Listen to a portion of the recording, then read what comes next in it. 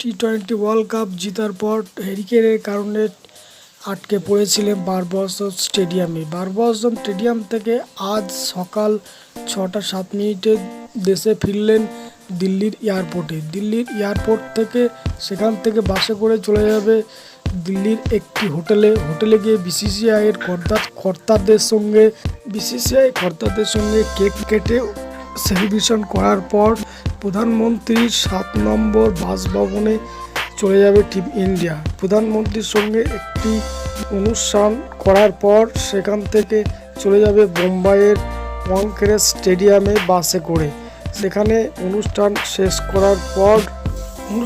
শেষ করার পর 2 মাস পর বাড়িতে ফিরবেন ভারতীয় ক্রিকেটাররা এবং নিজেদের পরিবারের সঙ্গে সময় কাটাবে।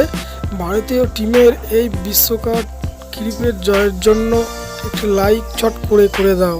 আর আমাদের ক্রিকেট সম্বন্ধীয় ভিডিও পেতে আমাদের চ্যানেলটিকে সাবস্ক্রাইব করো, কমেন্ট করো এবং লাইক করো। ভিডিওটি দেখার জন্য ধন্যবাদ।